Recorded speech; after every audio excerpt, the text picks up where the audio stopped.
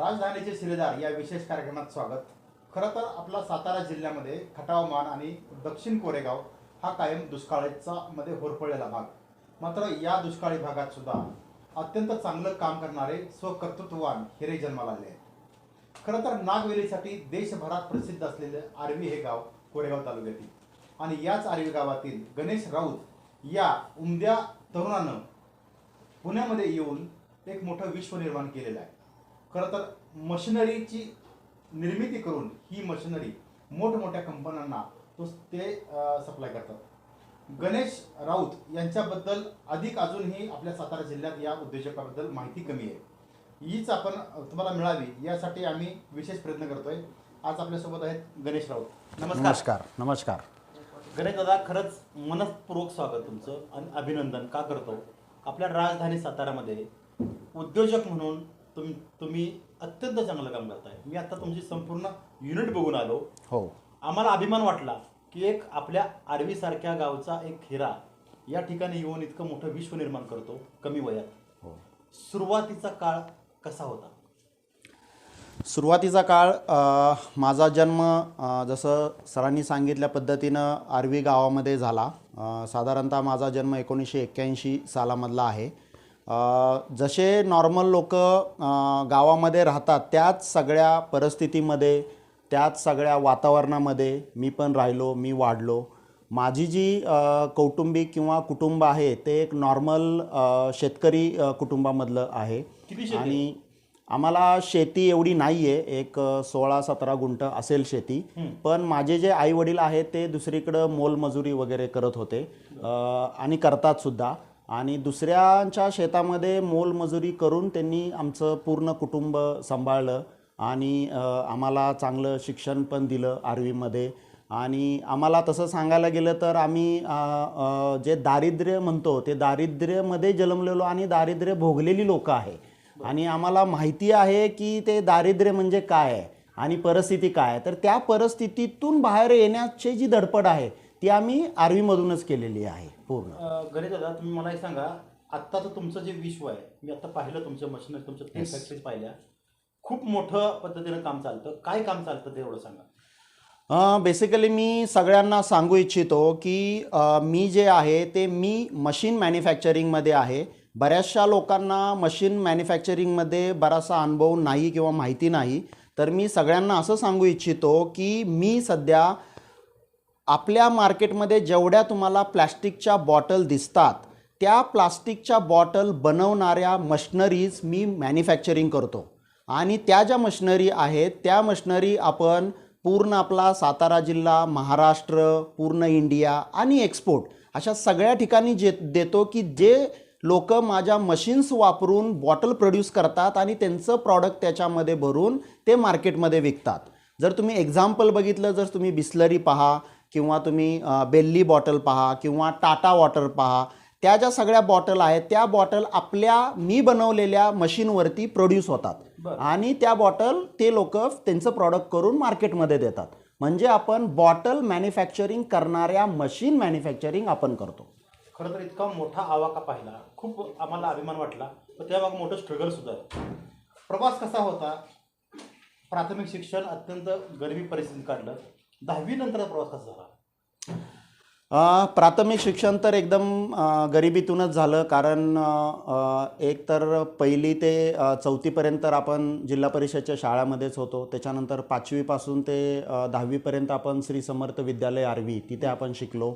साधारणतः 7वीपर्यंत शिकत असताना मी गावामध्ये राहत होतो आणि त्याच्यानंतर एक अनएक्सपेक्टेड प्रसंगामध्ये आमचं घर पडलं। त्याच्यानंतर 8वीपासून मी रानामध्ये राहायला गेलो। तिथं ना मला लाईट होती ना काय होती, दिव्यावरती आणि खंदिलावरती मी अभ्यास करायचो। 8वी 9वी मी रानामध्ये राहून काढली तिथे। 10वी माझी झाली त्यावेळेला एक असा प्रसंग होता की त्यावेळेला सिलॅबस नवीन चेंज झाला होता, त्याला म्हणतात सायंटिफिक बेस सिलॅबस। आमचीच पहिली बॅच होती की ज्याच्यामध्ये सिलॅबस पूर्ण चेंज झाला होता। शिक्षणाबद्दल काही नॉलेज नव्हतं, सरांना शिक्षकांना पण कळत नव्हतं। असल्या क्रिटिकल कंडिशनमध्ये आम्ही 10वीची परीक्षा दिली। त्यावेळेला काय क्लासेस नव्हते, काही नव्हतं, आपण फक्त अभ्यास करायचो, घरी अभ्यास करायचो, शेतात अभ्यास करायचो, घरामध्ये अभ्यास करून शिकायचो। एवढ्या क्रिटिकल कंडिशनमध्ये सुद्धा मला 10वीमध्ये 80% मार्क मिळाले आणि आपल्या आर्वी गावामध्ये दुसरा नंबर आला। की जो नंबर आर्वी गावामध्ये पूर्ण फलाटवरती लावलेला होता की गणेश बापूराव राऊत ह्या विद्यार्थ्यानं 80% मार्क करून नंबर मिळवलेला आहे. आणि तो नंबर मिळाल्यानंतर परत पुढची वाटचाल करायची होती, पण आमच्या घरची परिस्थिती एवढी क्रिटिकल होती की मला शिक्षण घेणं हे पूर्ण असह्य होतं. कारण आमची इकॉनॉमिकल कंडिशन फार विचित्र बेकार होती. ऑलरेडी माझ्या मोठ्या बहिणी होत्या, त्यांची पण परिस्थितीमुळं किंवा त्यांच्या लग्न याच्यामुळं माझ्यासाठी काहीही पैसा म्हणा किंवा सपोर्ट म्हणा काही नव्हता. म्हणून मी निर्णय घेतला की 10वी नंतर मी ITIला जायचं. मग मी ITIसाठी फॉर्म भरला सातारामध्ये. माझा नंबर पहिलाच लागला कारण मला 80% मार्क होती. त्या सरांनी म्हणाले की एवढे मार्क असताना तुम्ही कसं काय ITI करायचं. तर म्हटलं माझी परिस्थिती खराब आहे, मला कुठेतरी काम पाहिजे. पण माझे एक रिलेटिव्ह होते, त्यांनी सहज मला सांगितलं की त्याच्यापेक्षा डिप्लोमा तुम्ही करा, कारण ITIपेक्षा डिप्लोमा इंजिनिअरिंग लेवलला जातो आणि खर्च पण कमी आहे. त्यांनी खर्च कमी सांगितल्यामुळं मी इंटरेस्ट दाखवला आणि मग मी फॉर्म तिकडे भरला 1996ला. तर तिथे असं झालं की तो फॉर्म भरल्यानंतर मला तिथे पहिल्यांदा इलेक्ट्रिकल इंजिनिअरिंगमध्ये हे मिळालं. पण परत त्यांनी माझ्या रिलेटिव्हनी सांगितलं की इलेक्ट्रिकलपेक्षा मेकॅनिकल हे चांगलं असतं, जेणे तुम्हाला लवकर नोकरी लागते. लवकर नोकरी लागण्यासाठी मग परत मी चेंज करून ते मेकॅनिकल इंजिनिअरिंगला भेटलं. आणि त्यावेळेला नवीन सिलेबस असल्यामुळे बरंचसं म्हणजे जे मेरिट लिस्ट होतं ते फार खाली आलेलं होतं. त्याच्यामुळं मला मेकॅनिकलला इमिडिएट ॲडमिशन मिळालं गव्हर्नमेंटला. जिथं जी फी होती ती फक्त 232 रुपये होती, प्लस आपला EBC फॉर्म, जो आपला नॉर्मल EBC फॉर्म असतो त्यामधनं सगळी फी वायपअप होते, जी 2,500 रुपये त्यावेळची असेल सो कॉल्ड. तर त्यामध्ये मला ॲडमिशन मेकॅनिकल इंजिनिअरिंगला मिळालं. ते मिळालं मिरजला, जे की नवीन कॉलेज होतं आणि त्या वर्षीच डेव्हलप झालेलं होतं सांगली जिल्ह्यामधलं. आणि 30% मला तिथं नंबर लागला मिरजला. आणि तिथं मी डिप्लोमा मेकॅनिकल इंजिनिअर करण्यासाठी तिथे गेलो मी गव्हर्नमेंटला. गणेशजी 232 रुपयेचा तुम्ही आत्ता मला काही वेळा माझ्याकडे त्याची पावतीसुद्धा आहे, मी जपून ठेवलेली आहे पावती. ज्या वेळेला मी कधी मला असे प्रसंग येतात ना, त्यावेळेला मी ते बघतो की माझं ॲडमिशन 232 रुपयेमध्ये झालेलं आहे. क्या बात आहे. इंजिनिअरिंग झाल्यानंतरचं खरं तर नोकरी करावी, नोकरीमध्येच प्रत्येकाचं करिअर तिचं असतं, सुरुवात तीच असते. त्यानंतरचा प्रवास नोकरीचा कसा झाला? कसं झालं, एक तर डिप्लोमा हा फार क्रिटिकल होता. क्रिटिकल म्हणजे कसं, आपल्यासारख्या गावातून जाणाऱ्या मुलांना सगळ्यात मोठा प्रॉब्लेम आहे तो म्हणजे इंग्लिशचा. आपल्याला इंग्लिश जमत नाही. आपल्याला पण, मी पण खेडेगावातला असल्यामुळं मलाही इंग्लिश येत नव्हतं. पण मला एक सांगितल्यामुळे की नोकरी लवकर मिळते आणि ते एक माध्यम आहे लगेच नोकरी लागायचं डिप्लोमा, म्हणून मी तो जॉईन केला होता. तिथं गेल्यानंतर मला असं कळलं की डिप्लोमा हा ITI आणि सायन्स ह्याचं कॉम्बिनेशन आहे. म्हणजे तिथं तुम्हाला ITI सारखा जॉब पण करावा लागतो, म्हणजे प्रॅक्टिकल्स, आणि सायन्स कॉलेजसारखं तुम्हाला पेपर्स पण द्यावे लागतात इंग्लिशमधून. पण सिन्स आता तिथे मी पडलो होतो, पाण्यात पडलो होतो, आता पोहण्याशिवाय मला गत्यंतर नाही, म्हणून मी फुल माझी स्ट्रेंथ लावून तिथं शिक्षण कंप्लीट केलं. शिक्षण कंप्लीट करताना प्रचंड मला अडचणीतून जावं लागलं, पण ते सगळ्या अडचणी मी कॅटर करत करत मी कसा तरी डिप्लोमा 1999ला कंप्लीट झालो. आता माझं पहिलं टार्गेट होतं की मला नोकरी पाहिजे, म्हणून मी गावाकडं पहिलं आलो. गावाकडं आल्यानंतर आता माझी परिस्थिती फार गरीब होती, त्याच्यामुळं आई मला म्हणाली की आता इथं तर शक्य नाही तुला, आपल्याकडं पण आता पुढे शिक्षणाला पण माझं वय पण कमी होतं, 18-19 वर्ष होतं, पुढे पण शिकू शकत नाही, तू नोकरीचं किंवा कामाचंच बघ. म्हणून तिथून एक छोटीशी बॅग घेऊन आणि आईकडनं एक 400-500 रुपये तिनं जे कसे बनवले तेवढे देऊन आणि एक बॅग घेऊन मी पुण्यात आलो. पुण्यात आल्यानंतर सगळ्यात महत्त्वाचा पार्ट म्हणजे की सपोर्ट. तर पुण्यात आल्यानंतर तसं म्हणायला गेलं तर जो सपोर्ट लागतो तो मला एवढा काय भेटला नाही. आपले जे सो कॉल्ड रिलेटिव्ज वगैरे आहेत त्यांच्याकडनं अपेक्षा होत्या, पण एवढ्या काय अपेक्षा कंप्लीट नाही झाल्या. पण माझे जे मित्र जे होते, त्या मित्र जे दूरचे मित्र होते की ज्यांना माहिती आहे की पुण्यामध्ये आल्यानंतर नवीन मुलांची काय अवस्था असते, अशा काही एका मित्राच्या जवळ मी राहिलो थोडा वेळ, 1-2 महिने. आणि मी पूर्ण डेली सकाळपासून संध्याकाळपर्यंत सगळ्या भोसरी MIDC म्हणा, चिंचवड MIDC म्हणा, चालत फिरायचो कामासाठी की मला काम पाहिजे, मला काम पाहिजे. पण लवकर काम भेटत नव्हतं, सकाळपासून संध्याकाळ. आणि संध्याकाळी त्या लोकांच्या बरोबरच त्यांच्याबरोबर मेसला जेवायला जायचो, त्यामुळे दिवसातनं मी एकदाच जेवायचो आणि मी काम शोधायचो.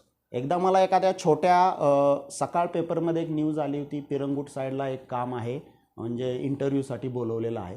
मग मी त्या इंटरव्ह्यूला गेलो. त्या इंटरव्ह्यूला गेल्यानंतर तिथं त्यांनी मला असा प्रश्न विचारला की तुम्ही आता डिप्लोमा मेकॅनिकल झालेले आहात, तर तुम्ही कोणत्या सेक्शनमध्ये किंवा कोणत्या डिपार्टमेंटमध्ये काम करायला इच्छुक आहे. तर माझं त्यांना आन्सर होतं, सर मला काम पाहिजे, मेरे को काम चाहिए.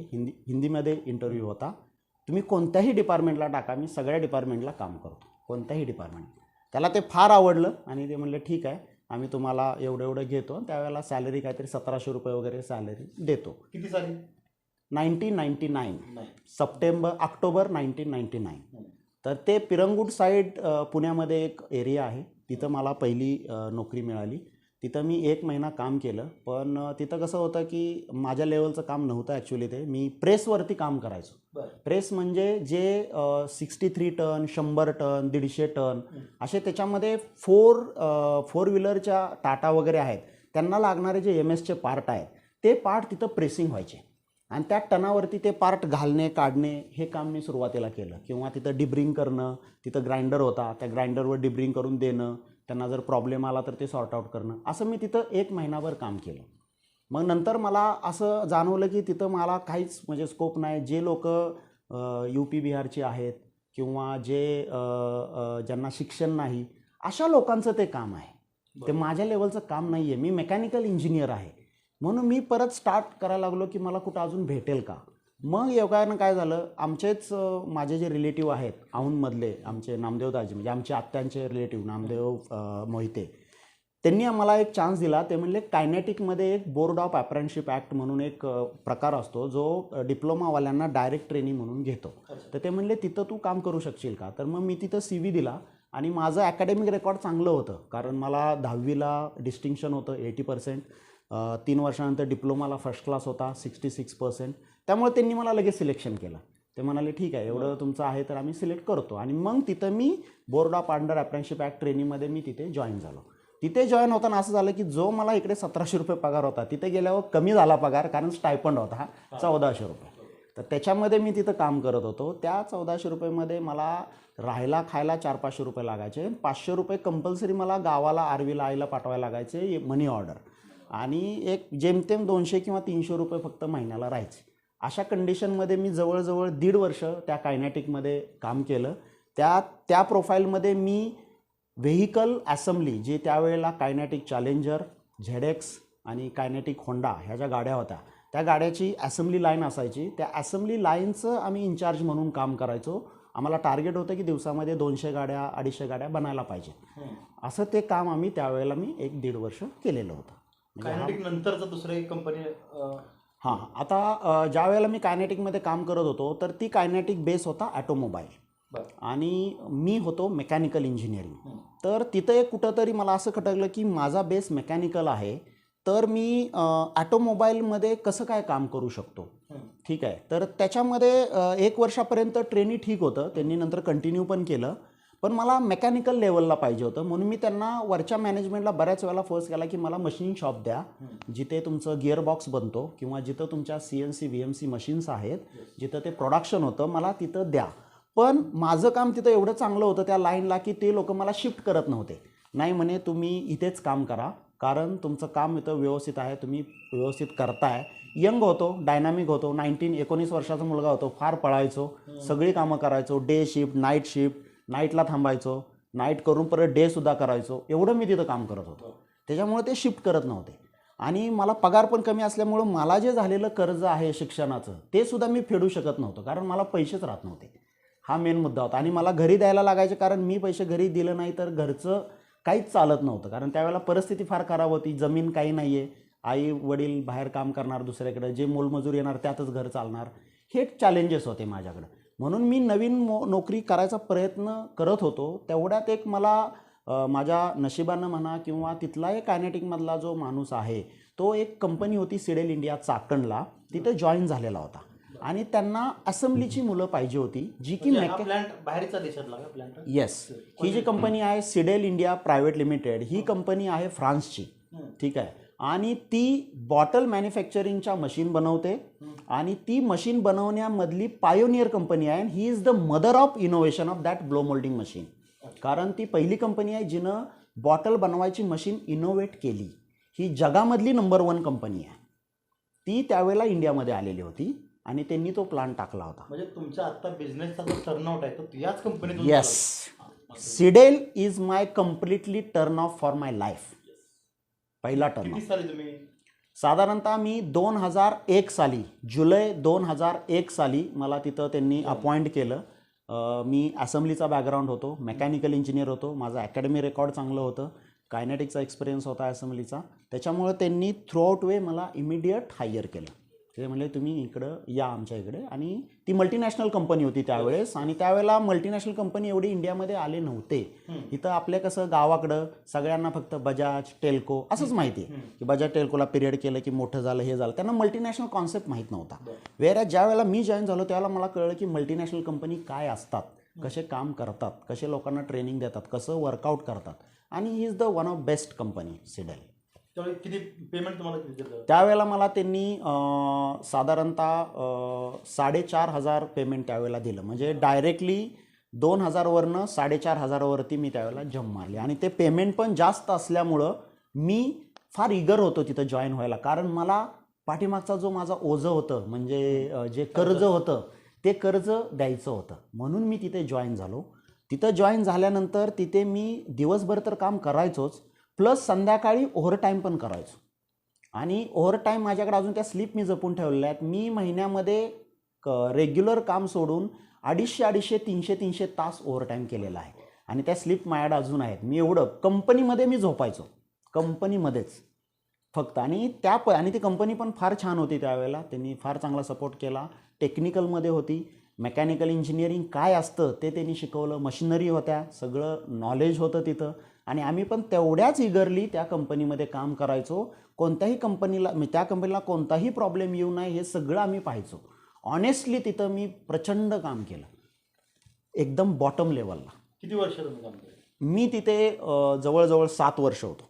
मी जुलै 2001 ते जून 2007 पर्यंत मी तिथे काम करत होतो. नंतर व्यवसाय करावा, त्यानंतर तुम्ही व्यवसाय केला? व्यवसाय हे माझ्या डोक्यामध्ये कधीही नव्हतं. कारण आपलं बॅकग्राऊंड नाही, आपल्या घरामध्ये कधी कुणी केलेलं नाही, आपण कधी बघितलेलं नाही. व्यवसाय हा माझ्या कधीही डोक्यात नव्हता. मी फक्त तिथं काम करत होतो. मी एवढं काम करायचो की मला कंटिन्यू 4 वर्ष तिथं अवॉर्ड मिळालं होतं, सजेशन अवॉर्ड्स. मी वेगवेगळे सजेशन दिले होते, क्वालिटी रिलेटेड, न्यूमॅटिक रिलेटेड. त्याचं मला प्रत्येक वर्षी अवॉर्ड मिळालेला आहे, त्यांनी सर्टिफिकेट पण दिलेलं आहे. मी ते एवढं काम करायचो. सोडायचा एकच हेतू होता की तिथं माझा जो इंजिनिअरिंगचा जो रिस्पेक्ट आहे म्हणजे तो तिथे झाला नाही. म्हणजे काय की माझ्यापेक्षा कमी क्वालिफाय वाल्यांना त्यांनी माझ्यापेक्षा हायर लेवलला टाकलं आणि माझी कुचंबना झाली तिथे. मग मी म्हणजे मला नाराज झालो फार. आणि मग मी शोधायला लागलो की यार बस आता इथे आपण बाहेर जाऊया. नुसता माझा विचार डोक्यात आला आणि मला लगेच एक अपॉर्च्युनिटी आली मुंबईवरून. बरं. मुंबईमध्ये मी पार्ले ॲग्रो प्रायव्हेट लिमिटेड ह्या कंपनीने मला ऑफर दिली एक्झिक्युटिव्ह लेवलला. मी ॲक्च्युली ॲसिस्टंट लेवलला होतो, वर्कर किंवा ॲसिस्टंट लेवलला पार्लेमध्ये. त्याच्यानंतर मला त्यांनी ऑफर दिली एक्झिक्युटिव्ह लेवलला. का तर माझा एक्सपिरियन्स छान होता. आणि पार्ले ॲग्रो ही सिडेलचे कस्टमर होती. म्हणजे त्या ज्या मशीन आहेत ते तिथं वापरत होती, प्लस बाहेरच्या पण मशिनरी वापरत होती. आणि त्यांना त्या मशीनसाठी टेक्निकल एक्झिक्युटिव्ह पाहिजे होता की जो की पूर्ण मशीनचं टेक्निकल हँडल करू शकेल. आणि माझ्या इंटरव्ह्यूमध्ये त्यांना हे जाणवलं की I am the capable of that post. म्हणून त्यांनी मला डायरेक्टली ऑफर दिली. अराउंड सिडेलच्या सॅलरीपेक्षा डबल सॅलरी ऑफर केली. आणि त्यांनी मला मुंबईमध्ये कॉल केलं हेड ऑफिसला, जे अंधेरी ईस्टला हेड ऑफिस आहे. तिथं मी जवळजवळ म्हणजे 1 वर्ष तिथं काम केलं. आणि तिथून मी ओव्हरऑल इंडियाचे सगळे प्लांटचे टेक्निकल मशीनचे बघायचो पूर्ण. पार्लेचे, म्हणजे पार्ले फ्रुटी झाले, पार्ले ॲपीफिज झालं किंवा तुमचं बेल्ली झालं, ह्या सगळ्यांचं जे टेक्निकल होतं मशिनरीचं ते मी सध्या तिथे सगळं पाहायचो त्या 1 वर्षात. म्हणजे आणि किती वर्ष पार्लेमध्ये केलं तुम्ही? 1 वर्ष मी केलं पार्लेमध्ये, साधारणतः 2007 ते 2008. मग त्यानंतर असं काय झालं आयुष्यात की आता बस नोकरी, बस आता व्यवसाय? नाही, नोकरी बस हे कधीच नव्हतं. त्याचं कारण असं होतं की ज्या वेळेला मी सिडेलला होतो त्यावेळेला मी फ्लॅट घेतलेला होता. म्हणजे तो एक सांगायचंच राहिलं तुम्हाला की ज्या वेळेला मी सिडेलला जॉईन झालो होतो त्यावेळेला पहिलं माझं टार्गेट होतं की माझं लोन नील करणं. ठीक आहे, ते मी 1 वर्षातच केलं कारण मी प्रचंड काम करायचो तिथं. त्याच्यानंतर दुसरं माझं टार्गेट होतं की माझ्या आईवडिलांना घर नव्हतं आर्वीला. तर ते माझं टार्गेट होतं की मला माझ्या आईवडिलांसाठी निवारा कसा बांधता येईल. कारण कसं आहे की नॉर्मली आज समजा लेडीज असतात किंवा घरातली कोण लोक असतात, त्यांना बाथरूम पाहिजे आंघोळला किंवा टॉयलेट नाही आहे, ह्या सगळ्या प्रचंड समस्या होत्या. त्यामुळं माझं टार्गेट होतं घर बांधायचं. मग मी माझ्या वयाच्या 21व्या वर्षी पहिल्यांदा मी माझ्या आईवडिलांसाठी घर बांधलं. मी सगळं जेवढंही काम इथं करायचो, मी सगळं आर्वीला, साताऱ्याला माझ्या तिकडे जाऊन पहिलं तिथं डेव्हलप करून तिथं आईवडिलांसाठी पहिलं घर बांधलं 2001ला. त्याच्यानंतर घर बांधल्यानंतर आईची स्वप्न बऱ्यापैकी थोडी ओके झाली. आई म्हणाली की ठीक आहे, आमच्या मुलानं काहीतरी काम केलं. मग त्याच्यानंतर मी स्वतःकडे बघितलं, तर त्यावेळेला मग मी 2003-04ला परत काम केलं आणि मला 2005ला मी इथं फ्लॅट घेतला पुण्यामध्ये, मोशीमध्ये. तर त्याचा पण हप्ता चालू होता, कारण एक स्वप्न होतं पुण्यात आलं की कुठंतरी आपलं घर पाहिजे. सगळ्यांचे स्वप्न असतात, माझं पण एक होतं की आपण एवढ्या कंडिशनमध्ये आलो तरी कुठंतरी घर पाहिजे, म्हणून आपण हायेस्ट कंडिशनला जाऊन तिथं ते घर घेतलं. ठीक आहे. तर त्याच्यानंतर काय झालं, त्या घराचा हप्ता असल्यामुळं नोकरी करणं हे अनिवार्य आहे. आपल्या मुंबईला गेल्यानंतर 1 वर्ष काम कंप्लीट केलं. त्याच्यामध्ये माझा जो बेस होता तो होता टेक्निकल बेस. ओके. आणि तिथं जे वर्क होतं ते वर्क होतं माझं एक्झिक्युटिव्ह लेवल, म्हणजे फक्त ऑफिसमध्ये बसणं, ऑफिसमध्ये बसून फक्त लॅपटॉपवरती काम करायचं आणि लोकांना सजेशन द्यायचे. हे थोडंसं पटलं नाही. ठीक आहे. तर तरी पण माझं काम व्यवस्थित चालू होतं. तिथे काय झालं की एक वसईमध्ये छोट्या छोट्या कंपन्या होत्या, त्या कंपन्यांना कुणीतरी कन्सल्टंट पाहिजे होता मेकॅनिकल इंजिनिअरिंगमधला, की जो तो कन्सल्टंट त्यांना गाईड करेल मशीनसाठी. आणि माझा रेफरन्स त्यांना कुठून तरी मिळाला की हा असा एक सो गणेश राऊत नावाचा एक इंजिनियर आहे, जो पुण्यावरून त्या कंपनीतून इकडे जॉईन झाला आहे. तर त्यांनी मला प्रचंड फॉलोअप घेतला की तुम्ही आम्हाला हेल्प करा. म्हणून मी एकदा त्यांना वसईला चेक करण्यासाठी गेलो. तर ते फार अस्ताव्यस्त त्यांची कंपनी होती. एक मराठीच माणूस होता आपल्या विदर्भा साईडचा, तो ओनर होता तिथे. तर त्यांना काही जमत नव्हतं ते. तर मग मला असं लक्षात आलं की मी इथं जर बसून करतोय तर मी त्यांना जर काय हेल्प केली तर ती लोक मोठी होतील, त्यांना कळेल चांगलं कसं काम करायचं, कारण माझा एवढा चांगला एक्सपिरियन्स होता. ते एक माझ्या डोक्यामध्ये एक विचार आला आणि आपल्या एक मराठी माणसाला काहीतरी हेल्प करावं एवढ्या हेतून मी म्हटलं त्यांना मी करतो. पण ते वेळ मॅच होत नव्हती, कारण त्यांना पूर्ण अख्ख्या कंपनीमध्ये हेल्प करायची होती. मग मला त्यासाठी डिसिजन घ्यावं लागलं की ती पार्ले सोडावी लागली. कारण पार्लेमध्ये कसं फक्त एक्झिक्युटिव्ह लेवल आणि फिरणं म्हणजे ऑफिशियल लेवल होतं, टेक्निकल एवढं जास्त नव्हतं, म्हणजे असलेल्या मशीनचं फक्त करणं एवढंच काम होतं. हे 2008च्या एंडला. मग मी त्यांच्याकडे वसईला गेलो, त्यांना बघितलं आणि त्यावेळेला मी लिव्ह केला जॉब. कारण मी म्हटलं की त्यांना कारण मला मशिनरीमध्ये इंटरेस्ट होता, कारण मशीन हे माझं पॅशन होतं, मशिनरीमध्ये इंटरेस्ट होता. म्हणून मी त्यांना सांगितलं की तुम्ही असं नका काम करू, मी तुम्हाला शिकवतो कसं करायचं आहे. म्हणून मी तिथं जॉईन झालो वसईला थोड्या वेळासाठी ॲज अ कन्सल्टंट बेसिसवरती किंवा कंपनीवरती. आणि त्यांनी पूर्ण जबाबदारी माझ्यावरती दिली. त्यावेळेला मला पहिल्यांदा लक्षात आलं की प्रत्येक डिपार्टमेंट कसे असतात. छोटी कंपनी होती ती. आणि त्याच्यामध्ये करत असताना माझा एक इश्यू असा झाला की मला कंपनीचं टेक्निकल नॉलेज होतं, पण त्यांची फायनान्शियल सिच्युएशन ही फार क्रिटिकल होती बँकेमधली. आता ते आम्हाला माहीत नव्हतं, कारण मी यंग होतो, मला 25-26 वर्षाचा मी होतो, मला काही माहीत नव्हतं ते. तर मी चांगलं काम केलं पण मला पगारच मिळाला नाही. म्हणजे हालाकी मी जो 5-6 महिने तिथं काम केलं त्याच्यामध्ये 1 किंवा 2 महिन्याचाच हार्डली पगार मिळाला असेल, अदरवाईज मिळालाच नाही. तरी पण मी फ्री ऑफ कॉस्ट तिथं ऑलमोस्ट 6-7 महिने काम केलं. म्हणजे मी असं सांगू इच्छितो की मी एक्सपिरियन्स गेन करण्यासाठी पेमेंट पे केलं, असं झालं ते. आणि शेवटी ती कंपनीचा प्रॉब्लेम झाला आणि मला ती कंपनी किंवा कन्सल्टंट सोडावी लागली तिथून, साधारणतः 2009च्या मिडपर्यंत. त्या कंपनीमध्ये गेल्यानंतर मला एक अपॉर्च्युनिटी मिळाली होती, ती म्हणजे मला ॲब्रॉड जाता आलं. कारण ज्या वेळेला मी पार्लेला होतो त्यावेळेला मी ओव्हरऑल इंडियामध्ये गेलो, लाईक दिल्ली, कोलकाता वगैरे सगळीकडं.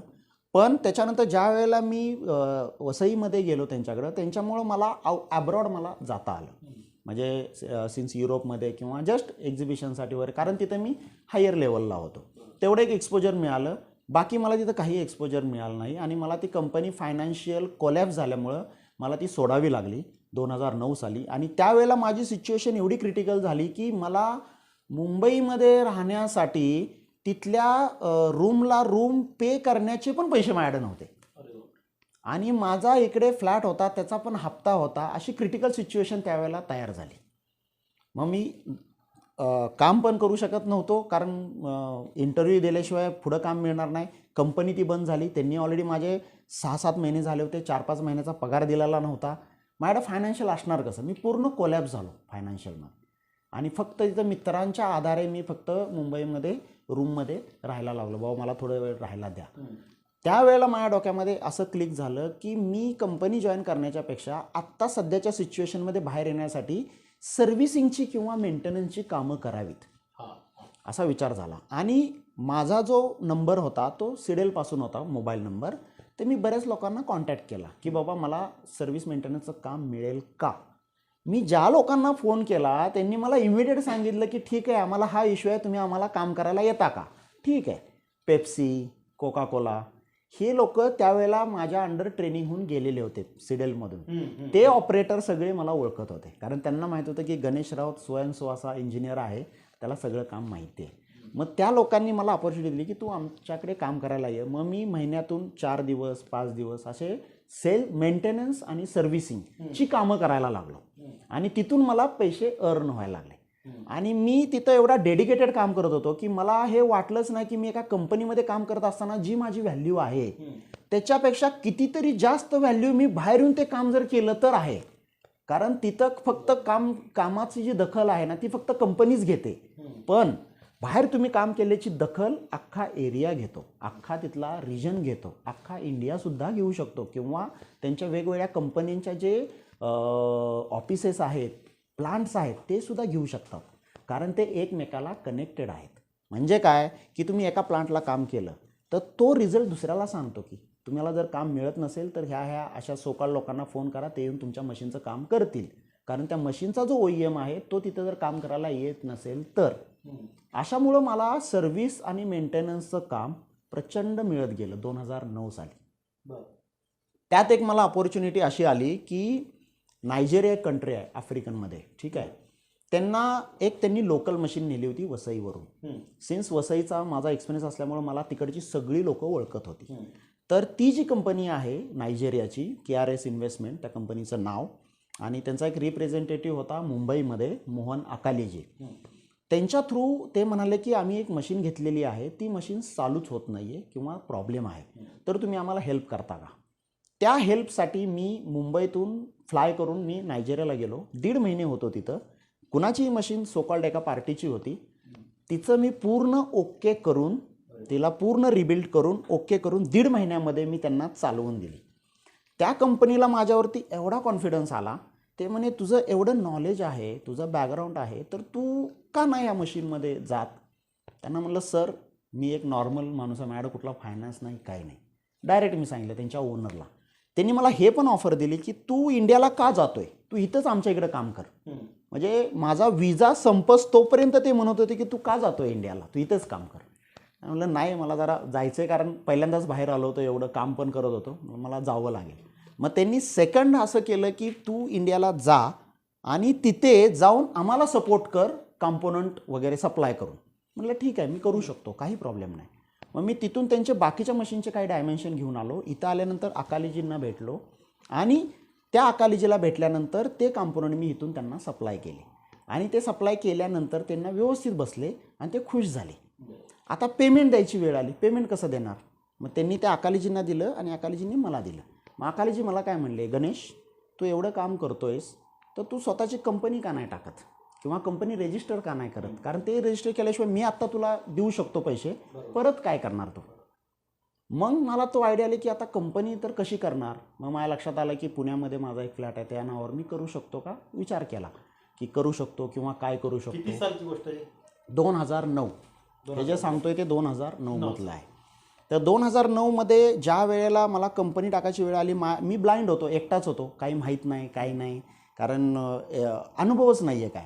मग त्या मोहन अकालीजींनी मला गाईड केलं की तू एक कंपनी नावानं रजिस्टर कर, त्या नावानं तू स्पेअर्स पण देऊ शकतो, सर्व्हिस पण देऊ शकतो चांगल्या कंपनींना. कारण इतर वेळी कसं आहे की नुसतं तू जातो कॅश छोडीबरोबर घेतो 1000-2000 रुपये, त्याने काय तुझं लॉंग टर्म होणार नाही. तू त्याच्यावर विचार कर थोडंसं. आणि ते वाक्य मला ते पटलं फार, की म्हणलं मी एवढं स्किल आहे, नॉलेज आहे, तर आपल्याला काहीतरी करावं लागेल. तर आता मला करण्यासाठी मी शून्य आहे, माझ्याकडं काहीच नाही आहे, तर मी पुढं कसं जाणार हा मोठा प्रश्न माझ्याकडे होता. तर त्यावेळेला म्हणलं मी कंपनी रजिस्टर करायच्या विचारात आलो आणि इथं आल्यानंतर माझा रेसिडेन्स होता, कारण माझा फ्लॅट होता, त्याच्यामुळं मला ॲड्रेस होता. मग कंपनी काय रजिस्टर करायची, नाव काय द्यायचं, हा मोठा महत्त्वाचा प्रश्न माझ्यासमोर आला. आणि त्याच्या वेळेला मी असं लक्षात आलं की मला कोणतं नाव देणं योग्य पडेल. मग माझ्या फक्त डोळ्यासमोर फ्लॅश झालं माझ्या आईची कारकीर्द.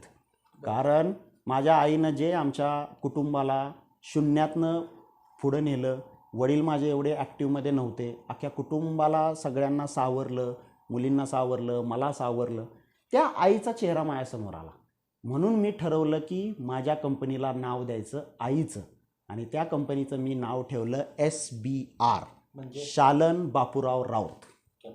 SBR मशीन्स, फक्त SBR मशीन्स प्रोप्रायटर. ज्या दिवसापासून ते नाव ठेवलं साहेब, त्या दिवसापासून आजपर्यंत मला काहीच कमी पडलेलं नाही. आत्ताची कंपनीची सिच्युएशन सांगा किती? आत्ता सध्या SBR मशीन्स प्रायव्हेट लिमिटेड ही मोठी कंपनी झालेली आहे आणि जी कमीत कमी 150 लोक तिथं काम करतात आणि आमच्या कंपनीचा टर्नओव्हर जवळजवळ 30 CR पर्यंत आहे, 30 CR पर्यंत. क्या बात आहे. खरं तर गणेशजी, ऐकून सुद्धा अंगावर शहारे येतात तुमची. हे आम्ही राजधानीचे शिलेदार फक्त एक आर्टिकलच नाही तर पुस्तक लिहावं इतकं तुमचं हे सगळं करिअर आहे. पुढच्या पिढीनं, पुढच्या नव्या उद्योजकांना नक्कीच मी पुढच्या पिढीमध्ये येणार आहे. मात्र गणेशजी, तुम्ही 2009च्या टप्प्यापर्यंत आपण आलो आहे. कंपनी जरी तुम्ही रजिस्टर केली तरी पुढं अडचणीसुद्धा तेवढ्याच प्रमाणात. कोणत्या अडचणी सामोरं जावं? आता त्यात काय, मी पहिल्यांदा कंपनी रजिस्टर केली. माझ्या मागं तसे चांगल्या कर्तृत्वामुळे बऱ्याच लोकांचा सपोर्ट होता. कंपनी रजिस्टर केल्यानंतर माझं पहिलं जे रजिस्ट्रेशन झालं ते कोका कोलामध्ये झालं, पेप्सीमध्ये झालं. सिन्स छोटं होतं पण त्यांना स्पेअर्स पाहिजे होते म्हणून एक छोटी कंपनी फॉर्म झाली. काही लोकांना स्पेअर्स लागायचे, मी मॅन्युफॅक्चरिंग करायचो, द्यायचो. आता त्या स्पेअर्समध्ये जास्त इन्कम नव्हता, ठीक आहे. मी नायजेरियाला पण स्पेअर्स देत होतो. तर नायजेरियाला स्पेअर्स एवढे चांगले बसल्यानंतर त्या लोकांनी काय सांगितलं, त्यांनी मला बघितलेलं होतं, कारण मी 1.5 महिने त्यांच्याबरोबर काम केलं होतं. स्पेशली मी तिथं नाव घेईल, रवी आणि राम हे दोघंजणं साऊथचे होते तिथं. त्यांनी मला फार चांगलं ओळखलं होतं. त्यांनी त्यांच्या मॅनेजमेंटला काय प्रेफर केलं की आपल्याला आता मशीन्स लागणार आहेत, ठीक आहे. आपण इंडियामधून मशीन घेतोय, आपण लोकलमधनं मशीन घेतोय, आपण ही मशीनची ऑर्डर गणेशला का नाही देऊ, हा त्यांनी प्रपोजल तिथं मांडलं. मग त्यांचे जे मेन मिस्टर रमन साहेब होते, ते चेन्नईला राहतात, ते एकदा इंडियात आले होते. त्यांनी मला मुंबईमध्ये कॉल करून घेतलं. ते म्हणाले, गणेश आम्हाला मशीन्स पाहिजेत, तर तू बनवू शकतो का? तर अकालीजी पण होते. मी त्यांना म्हणलं, सर मी बनवू शकतो, पण आता माझ्याकडे मॅन पॉवर पण नाही आहे आणि फंड्स पण नाही आहेत. तर त्यांनी मला डायरेक्ट ऑफर दिली, फंड्सचं आम्ही पाहतो, फंड्स म्हणजे पेमेंट सगळं आम्ही तुला करतो, मॅन पॉवर तू बघ. म्हणलं सर चालेल, कारण मी त्यावेळेला इंजिनियर होतो, मला डिझाईन येत होतं, मॅन्युफॅक्चरिंग, एव्हरीथिंग आय नो. म्हणलं चालेल सर, तसं करू शकतो. त्या स्पॉटला त्यांनी मला माझ्या कंपनीसाठी $30,000 ॲडव्हान्स दिला. $30,000.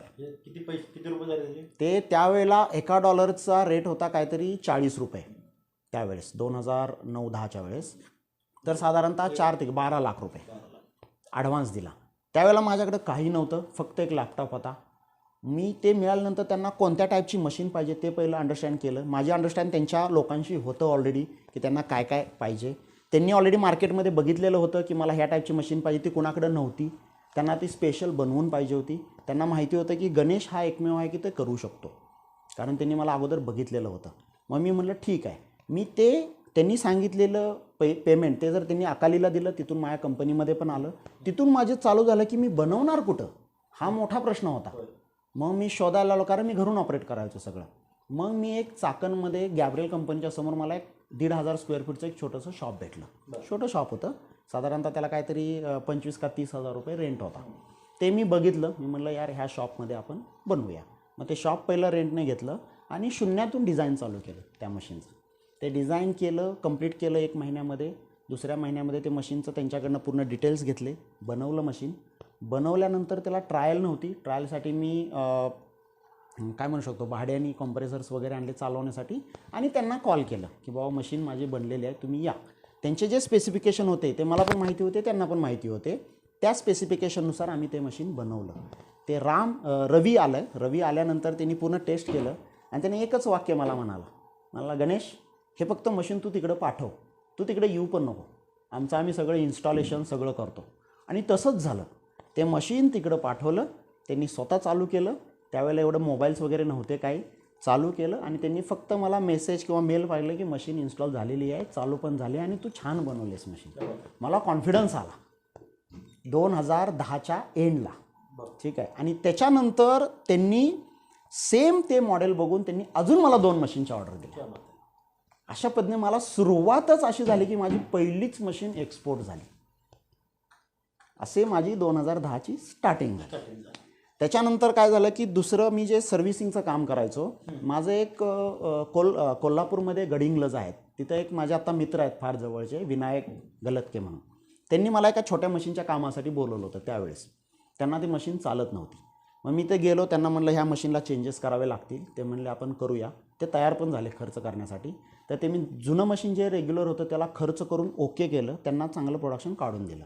त्यांना फुल कॉन्फिडन्स आला. ते म्हणले की मला ऑटोमॅटिक मशीन तुम्ही देऊ शकता का वेगळ्या टेक्नॉलॉजीचं.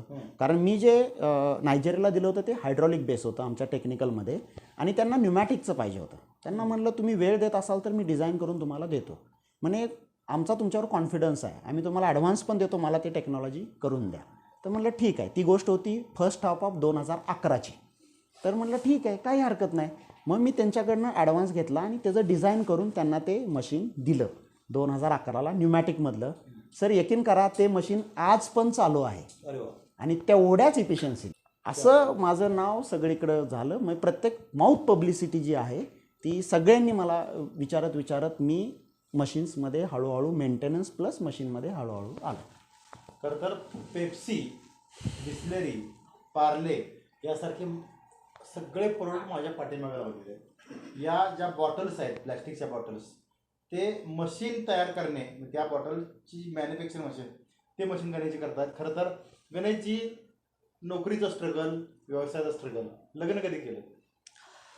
लग्न मी 2011ला केलं. कारण काय झालं, सुरुवातीला माझ्या फायनान्शियल कंडिशनमधून मी काय बाहेर येत नव्हतो. त्यामुळे मी असा निर्णय घेतला होता की सध्या लग्न करणं काही योग्य नाही. त्यामुळं बॅचलरमध्ये असतानाच मी ह्या बिझनेसमध्ये आलो आणि ॲक्सिडेंटली आलो. तुम्ही आता बघितलंच की काय असा कुठलाही स्पेशल टार्गेट किंवा तसलं काही नव्हतं. आणि मी साधारणतः 2009ला चालू केलं. 9 झाल्यानंतर 10 झाले, वय पण होत गेलं, साधारणतः 30च्या आसपास आलं. मग गावाकडे तुम्हाला माहिती आहे की लोक विचारतात लग्न काय. मग आईला टेन्शन यायला लागलं, आपल्या मुलाचं एवढं वय झालं, लग्नाचं काय. आईला सांगितलं ठीक आहे, तुला जे योग्य वाटेल त्या पद्धतीनं तू बघ आणि आपण करूया. मग त्यामुळं आईनंच बघितली मुलगी आणि हो म्हणून मी 2011ला मेमध्ये लग्न केलं. ताईंचं यात किती सहकार्य मिळतं किंवा गृहिणी करतात काम? थोडं ताईंच्याबद्दल. नाही, सुरुवातीला गृहिणी म्हणून काम केलं. तिचं नाव प्राजक्ता आहे, प्राजक्ता गणेश राऊत. आणि नंतर मी त्यांना सांगितलं की थोडं त्यामध्ये इन्व्हॉल्व करा. कारण कसं आहे की मी इकडे एकटा, आपले आईवडील गावाकडं, ते तर येऊ शकत नाहीत, दुसरा सपोर्ट नाही कुठला. तर त्याच्यामुळं मी सांगितलं की जे कमर्शियल पार्ट आहे, कारण बिझनेस सांभाळणं म्हणजे त्यामध्ये 2 फॅक्टर असतात. एक आहे कमर्शियल आणि दुसरं आहे टेक्निकल. टेक्निकल म्हणजे जे ग्राउंड लेवलला आहे. तर ग्राउंड लेवलची जबाबदारी तर सगळी मी घेतच होतो, पण कमर्शियलसाठी मला वेळ नव्हता मिळत. तर मी त्यांना सांगितलं की तुम्ही कमर्शियलची रिस्पॉन्सिबिलिटी घ्या. त्यामुळं ते लग्न झाल्यानंतर पहिले 3-4 वर्ष ते थोडे ऑफ राहिले ऑफिशियल म्हणजे कंपनीपासून, आणि नंतर ते 100% कंपनीमध्ये इन्व्हॉल्व होऊन आज ते पूर्ण कमर्शियल सांभाळतात, प्रायव्हेट लिमिटेड कंपनीज. गणेशजी मला सांगा, तुमचं गाव आर्वी, दुष्काळ भाग होता. आत्ता जरी पाणी झालं असलं तरी पूर्णपणे दुष्काळी भाग. आणि अशा गावात खरं तर कोंढाणातील हिरा जन्माला आला. कोंढाणातील हिरा म्हणजे जन्माला यायला 500 वर्ष जातात, मला माहिती असावी, म्हणजे आमच्या पत्रातला तो शब्द आहे. गरिबी घरी असल्यामुळं एक ते गरिबीचे चटके तुम्ही सहन केले. खरं तर आजची पिढी काही अंशी तांत्रिक सर्व गोष्टी आहेत, पैसा आहे, मोबाईल आहे, मात्र खरं तर कष्टात कमी पडते असं वाटते का तुम्हाला? फार कष्टात कमी पडते. कारण आजच्या तरुण पिढीचा सगळ्यात महत्त्वाचा प्रॉब्लेम असा आहे की त्यांना हार्ड कष्ट नको आहे. त्यांना वरवरचं कष्ट पाहिजे की जेणेकरून जास्त इन्कम मिळेल. ॲक्च्युली तसं कधीच होत नाही. तुम्हाला पहिल्यांदा हार्ड कष्ट करावंच लागतं, तुम्हाला रिस्क घ्यावीच लागती. तुम्ही जर रिस्क घेतलीच नाही तर तुमची ग्रोथ नाही. मी पुढं जाऊन असं म्हणेन की रिस्क घेण्याची पण एक पद्धत असते, त्याला म्हणतात कॅल्क्युलेटिव्ह लेस रिस्क, म्हणजे कॅल्क्युलेशन करून रिस्क घ्यायची. असं जर आजच्या पिढीनं केलं की पूर्ण आत्ताचा जो कालावधी आहे, जो मोबाईल आहे किंवा डिजिटल आहे, ह्या सगळ्या कालावधीमध्ये त्यांनी जर प्रॉपर विचारपूर्वक घेऊन जर ह्यामध्ये रिस्क केलं तर ते नक्की पुढे जाऊ शकतात. पण आजकाल असं कळतंय की आपल्या महाराष्ट्रीयन किंवा महाराष्ट्रीयन मुलामध्ये ती तेवढी उमेद किंवा ती तेवढी झगडण्याची पद्धत दिसत नाही आहे. ती करायला पाहिजे त्यांनी ॲक्च्युली. बरोबर आहे. खरं तर आरवी म्हणजे तुम्हाला माहितीसाठी सांगतो, सातारा जिल्ह्यातील प्रेक्षकांसाठी सांगतो, महाराष्ट्रातील प्रेक्षकांसाठी सांगतो, सातारा पासून रेहमतपूर हे जे मुख्य गाव आहे, रेहमतपूर पासून साधारणतः 12 किलोमीटर अंतरावर हे आरवी हे गाव येतं.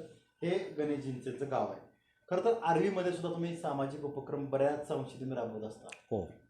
कसा इन्व्हॉल्व राहतो तुमच्या गावामध्ये? ॲक्च्युली काय झालं आहे, आता माझी जी 96ची जी बॅच आहे, त्या बऱ्याच आमच्या मित्रांनी एकत्र येऊन एक ग्रुप केलेला आहे 96 बॅच म्हणून. त्याच्यातर्फे आम्ही आमचं जे विद्यालय आहे श्री समर्थ विद्यालय, तिथे पण आम्ही बरेच कार्यक्रम केले. जिल्हा परिषदेच्या इथं वृक्षारोपण पण केलं, त्यांचं कमान आम्ही ओके करून दिली. त्या आपल्या विद्यालयामध्ये लोकांना कॉम्प्युटर नव्हते, म्हणून मी तिथं कॉम्प्युटर, त्यांचा प्रोजेक्टर मी स्वतः त्यांना दिला की जेणेकरून लोकांना, तिथल्या मुलांना जगाशी कनेक्ट राहता येईल, म्हणून मी त्यांना कॉम्प्युटर, स्क्रीन वगैरे तिथं सगळं दिलेलं आहे. प्लस एक आपल्या जवळ जे नागझरी आहे तिथं एक ह्यांची शाळा आहे मुलांची, काय म्हणतात त्याला, आश्रमशाळा. तर तिथं आम्ही 15 ऑगस्ट किंवा 26 जानेवारीला जाऊन त्यांना जे खाऊ पाहिजे किंवा काय पाहिजे तो पण मी तिथं उपक्रम केला. त्याच्यानंतर गावामध्ये काही ठिकाणी जसं मागील 1-2 वर्षापूर्वी जे देवळ बांधलं गेलं, म्हणजे श्रीरामाचं चांगलं देवळ बांधलं गेलं, तिथं पण आम्ही थोडंसं डोनेशन केलं. त्यांना तो कळस बसवायचा होता. तो मी कळस इथून पुण्यामधून जो कळस किंवा त्याचं जे लॅपिंग करतात, जे दगडूशेठला म्हणा किंवा तुमच्या पंढरपूरच्या विठ्ठलाचं म्हणा, त्या माणसाकडनं त्या कळसाचं काम करून घेतलं आणि तो मी आरवीला दिला त्या मंदिरासाठी. खरं तर 160हून अधिक कर्मचारी तुमच्याकडे काम करत आहेत. येस. मी ज्यावेळी तुमच्या कंपनीत फिरत होतो तर तुमचे सगळ्यांशी मैत्रीपूर्ण संबंध होते. मी पाहिलं बोलणं चालण्यावरून. कसं काय सांगता, तुमची फॅमिली आहे सगळे हे कंपनी म्हणजे? मी माझी कंपनी म्हणजे माझी फॅमिली समजतो, कारण माझा असा एक दृढ विश्वास आहे की आपल्या जी लोक काम करतात आपल्याबरोबर, त्यांच्याबरोबर जे संबंध आहेत ना ते मैत्रीपूर्वक व्हायला पाहिजेत. कारण जो आपला वर्कर असो, इंजिनियर असो, मॅनेजर असो किंवा कुणी असो, त्यानं ईच अँड एव्हरी गोष्टी ज्या कंपनीशी रिलेटेड आहेत त्या सगळ्या शेअर केल्या पाहिजेत. जर त्या शेअर केल्या तर ॲज अ ओनर मला ही गोष्ट लक्षात येते की मला कुठं इश्यू आहे आणि त्याला काय कॅटर करायचं आहे, अशा बेसिसवरती चालल्यामुळं. आणि दुसरी गोष्ट म्हणजे माझ्याकडे सध्या यंग मॅन पॉवर आहे. मी जेवढे यंग टॅलेंटेड मुलं आहेत त्यांना मी एनरॉल केलेलं आहे, सर्व्हिसला घेतलेलं आहे. सांगायची बाब ही की सातारा जिल्ह्यामधले किंवा आमच्या गावामधले ऑलमोस्ट 40 ते 45 मुलं माझ्याकडे कामं करतात यंग. आणि त्यांना मी त्या पद्धतीनं ट्रीट करतो की त्यांना वाटतं की साहेब म्हणजे आमचे मित्र आहेत. त्याच्यामुळे ते ईच अँड एव्हरी गोष्टी शेअर करतात. आणि मला एक सिस्टममध्ये काम करायची सवय आहे, कारण मी मल्टीनॅशनल कंपन्यांबरोबर काम केलेलं आहे. त्याच्यामुळं माझी पण कंपनी कशी मल्टीनॅशनल होईल हे माझं टार्गेट आहे. आणि तेच वातावरण मी माझ्या कंपनीमध्ये तयार करतो आणि माझी मुलं पण तशी तयार झालेली आहेत. मग माझी एक फॅमिली पण आहे, मित्र पण आहेत, असे सगळं एकंदरच वातावरण करून मी कंपनी रन करतो. नक्कीच. खरं तर सातारा जिल्ह्यामध्ये अनेक उद्योजक निर्माण झाले. BG शिर्केसारख्या व्यक्तीचं सुद्धा नाव घेतलं पाहिजे. खरं तर या उद्योजकांचा जो इतिहास तुम्ही जर पाहिला आणि आता गणेश राऊतांचा इतिहास जर पाहिला तर मला एकच दिसतो, जो BG शिर्केंचा दिसतो तोच गणेश राऊतांचा दिसतो. कारण काय की सातारा जिल्ह्यातील दुष्काळी भाग आरवी या ठिकाणी गणेशजींचे आई वडील हे मोलमजुरी करत होते आणि ह्या सर्व चटके ते गणेशजींच्या मनात होते. आणि प्रवास सुरू झाला तो पुण्याचा. आणि पुण्याचा जो प्रवास आहे तो आता पूर्ण राज्यभर आहेच, मात्र देशभर आणि जगभरात पोचलेला आहे. आणि अत्यंत कमी वयातला गुणी उद्योजक आणि यशस्वी उद्योजक म्हणून गणेशजींच्याकडे पाहिलं जातं. गणेशजी, तुम्ही आमच्याशी चर्चा केली, तुम्ही वेळ दिलात, धन्यवाद. नमस्कार.